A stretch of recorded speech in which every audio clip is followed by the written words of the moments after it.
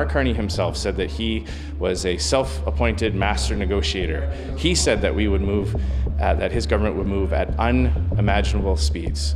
That's what he said during the election when he needed Canadians' votes. There's been zero evidence of that. We've been systematically disappointed over the course of the fall to find that the Conservatives do not perceive the same level of urgency that the government perceives and that we believe that Canadians perceive. Conservative Party House Leader Andrew Scheer and Government House Leader Stephen McKinnon there reflecting on the fall sitting of Parliament as MPs head back home to their ridings for the winter break. Let's bring in our Sunday Scrum to discuss what was accomplished during that sitting. Ian Bailey is a reporter from the Globe and Mail. He joins us in Ottawa. Robert Benzie is the Queen's Park Bureau Chief for the Toronto Star. He's in Toronto. Emilie Nicolas will join us as soon as we get her internet sorted. We're just having some connection problems. A columnist with Le Devoir, so we'll bring her in once that happens. Ian Bailey, I'm going to start with you. There was, a remarkable number of political things that happened from September to now, including that floor crossing that we'll talk about in the next hour. But in terms of the legislative agenda, things the government can point to as a success, what is there that they can say, look at what we did here, other than maybe the budget? Well, not very much. I think most Canadians would be very surprised to hear that of many bills proposed, only about 4 made it through for a government that is billed as a government that's trying to get things done.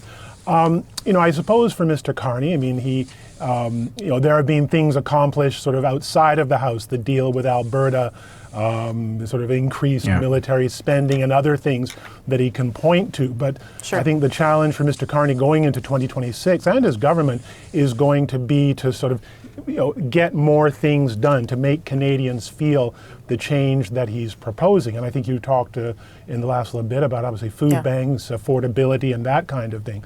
And of course, politically, of course, the floor crossing was a punctuation on the end of this session, one that to a degree turned things the government's way to sort of validate what they were doing. It was interesting that, as the session was being dissected by the various parties, by Mr. Scheer, by Mr. McKinnon, Mr. Mark crosses the floor and the Liberals can say, well, things have gone pretty well for them. There are challenges, I think, Rob, in this kind of minority government. Because the NDP doesn't have official party status, it does sort of make things, I think, more challenging for the government in many ways to get things passed and to get the work done at the parliamentary committee level to get that legislation through, too. That's exactly right. And Ian's right, Rosie, that, only 4 bills going through the House at a time when there is a lot of urgency in this country to I think Canadians want to see action. I think a lot of Canadians are probably surprised at that, given, we've had minority governments in this country for many years, since 2019. And but because of the supply and confidence agreement that Prime Minister Trudeau's Liberal government had with the New Democrats, things did happen.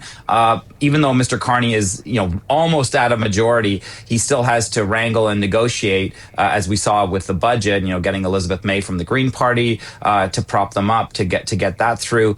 But as Ian says, they're inching closer toward a majority. I think perhaps the most significant thing that happened this fall was the MOU with Alberta on the bitumen pipeline to the West Coast, and I think that there was a lot of upside for Premier Danielle Smith of Alberta. Not a lot of upside, frankly, for Prime Minister Carney, in the sense that he lost Stephen Guilbeault, his Quebec lieutenant, and his and a key minister who left over his objections to that.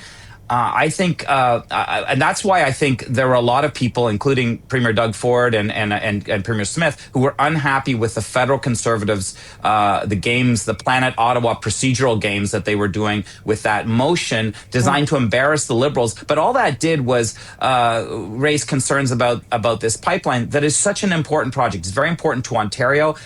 Premier Ford is hopeful for a big customer for Ontario steel. We've been battered here in this province by Donald Trump's tariffs, and they really need mega projects like this. And I know that Premier Smith is very unhappy privately with Pierre Poilievre because she thinks that this is undermining this project. The whole idea about this MOU was to create the conditions for a private sector proponent, and doing procedural games on Parliament Hill is not helpful. We're still trying to get Emilie connected. It's one of those days. Hopefully it'll happen. If not, we'll get her next hour. Ian, talk to me a little bit more about how big a deal that memorandum of understanding was, and I guess the pressures then now to deliver on some of those things in the months ahead. Well, I think there are a number of pressures here. I mean, it's a big deal. I mean, think of where we were a year ago, with Mr. Trudeau and Ms. Smith at odds. But now we have a federal Liberal leader, Prime Minister, and Ms. Smith signing a deal at the table. So that's a huge agreement. It's incredible, frankly, that they've come to this. But I think it's going to create pressures for Mr. Carney with progressive voters. I mean, certainly voters in the lower mainland of BC navigating that. He needs those votes in the lower mainland. I presume Mr. Carney wants a majority when he next goes to the voters. So I'll be interested to see how he finesses this with progressive voters, how he sort of makes that work in the year ahead. And on the trade thing, I think most Canadians understand that there was never going to be a quick deal with Donald Trump on trade. There was never going to be a cinematic moment where Mark Carney goes into the Oval Office and slams his fist on the table and they walk out with a deal. That this was going to be the long game. I think most Canadians accept that. But I think that if we're having this conversation at this time in 2026 and there is no trade agreement of some sort, nothing there, I think Mr. Carney could truly be in trouble. Yeah, well, Robert, let's talk a little bit about that, the pressures on trade, because, Mr. Scheer made a good point in that clip. This was central to the election campaign. Mr. Carney claimed that he would be able to get this done. So the bar he has set is his own. And Canadians may be patient, but I do wonder if, we start to see more job losses, more pressures in these sectors, whether the patience runs out in the new year. It might. And Ian makes a very good point that where will we be a year from now? Rosie, I remember being on the show with you a year ago, and I think it was before Chrystia Freeland's letter. I think the first anniversary of that letter when she resigned from Mr. Trudeau's cabinet is Tuesday. So a year, a lot of things can change in 1 year, and no one knows that better than your guest later on in the show, Pierre Poilievre. And I think though that Ian is right. Mr. Carney set expectations very high in the April election. And look, he won by promising elbows up. And then in the summer, we were going to have a deal with Trump. We still haven't. I mean, we don't even have talks with Mr. Trump, in part because Mr. Trump had a tantrum over Premier Ford's Ronald Reagan ad that was airing during the World Series on U.S. TV networks, an anti-tariff ad that was very, very effective, frankly. And we know Mr. Trump is less popular now than he was a year ago. And his party is some elements in his party are turning on him. So I think the negotiations for CUSMA, the North American Free Trade Agreement that will begin next year, we're going to be bargaining from a position of strength if Mr. Trump is bargaining from a position of weakness because he's less popular than he was. His tariff policy is hurting U.S. consumers and farmers. Emilie, we finally connected, so we'll hear more from you in the next hour, but give me your one hot take on what has to happen on the trade file going forward, Emilie.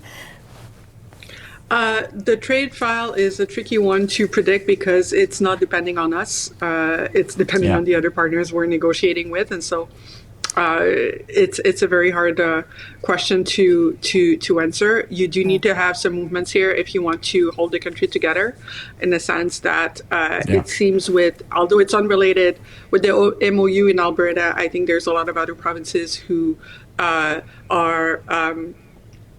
angry and or disappointed. And part of it is basically Alberta was frustrated the loudest, and so they got Ottawa's attention.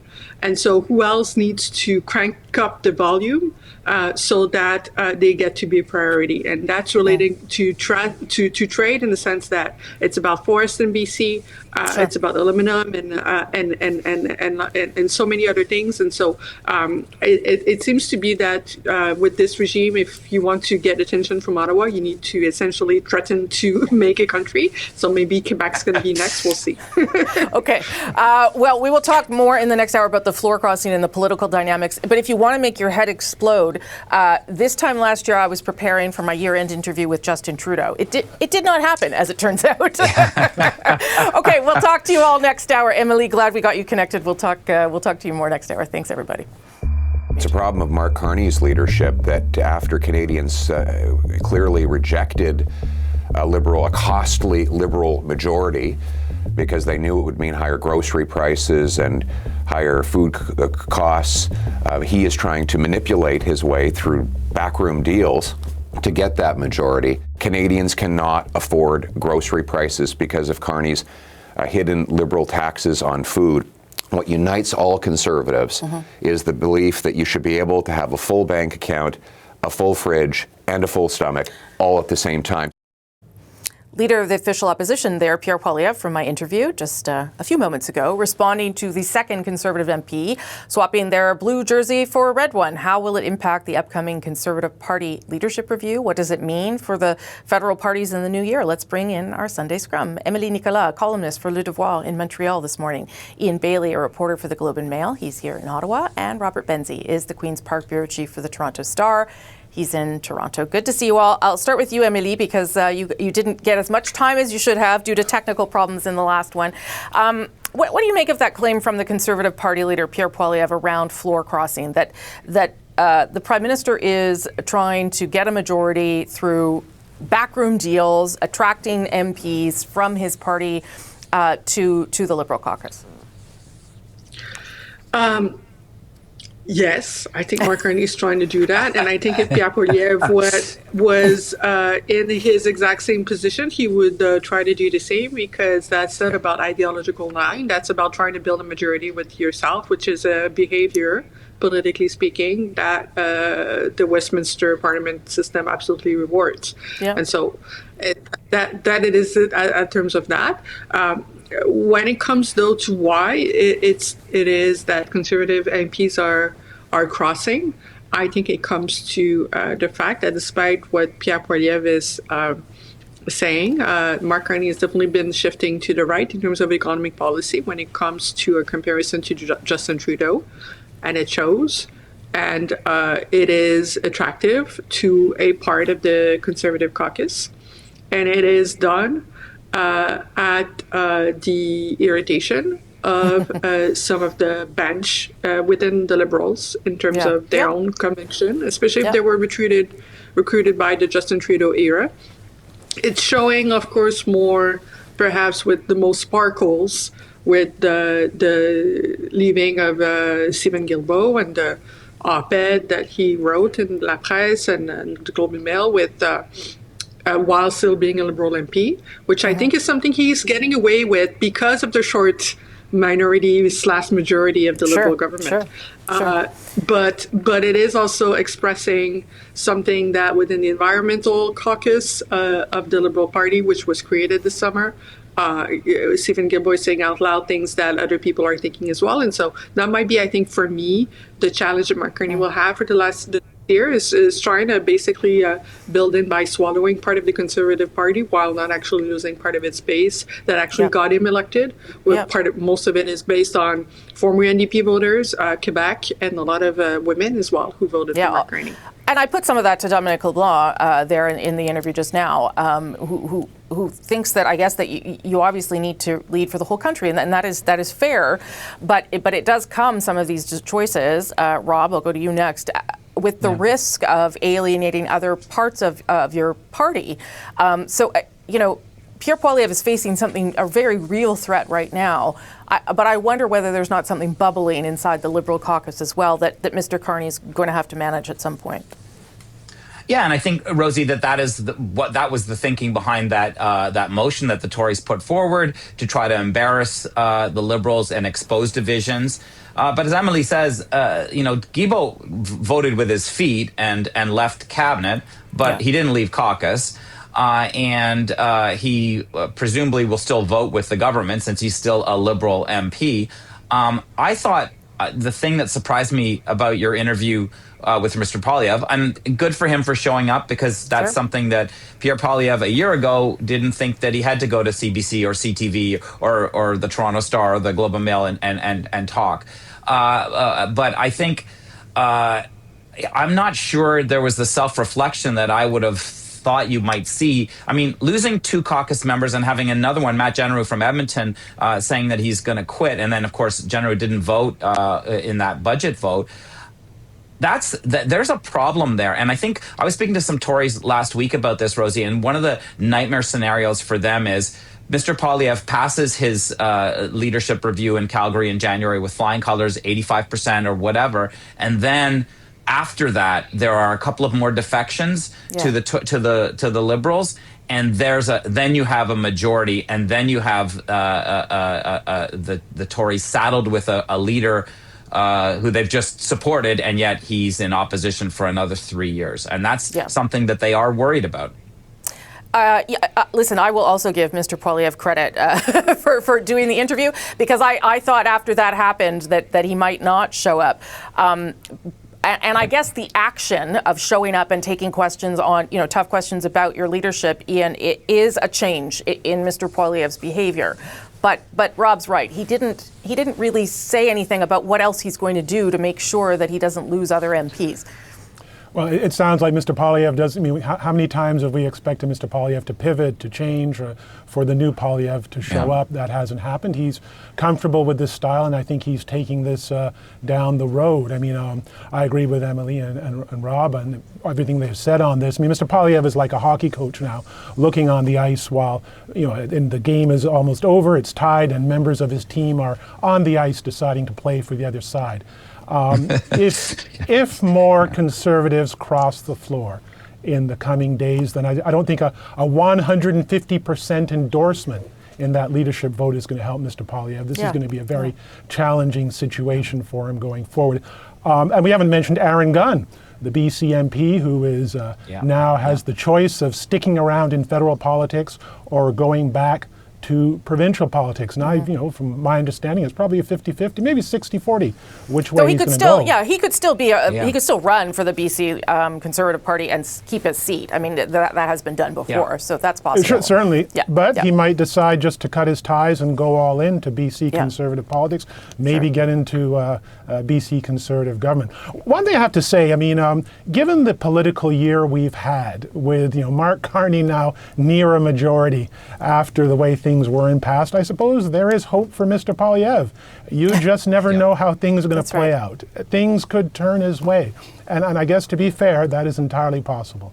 What do you think, Emilie? Is that likely? That's probably not a fair question to ask you, but it is, Ian's right. This time last year, Mark Carney was not a politician. I think it's the interview you did with Pierre Poilievre was very, very much focused on policy. It seems to be what he wanted to speak to you with.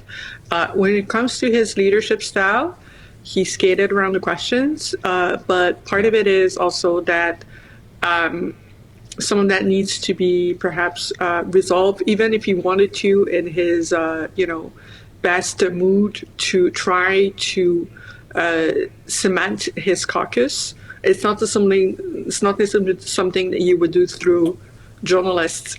He would need to spend the holiday season making some calls, making sure everybody's happy, and playing nice. From what we've heard from Don Tremont's story is that there is either the carrot and the stick. So what was described as an attempt to basically bully him into staying into the Conservative caucus backfired and pushed him out.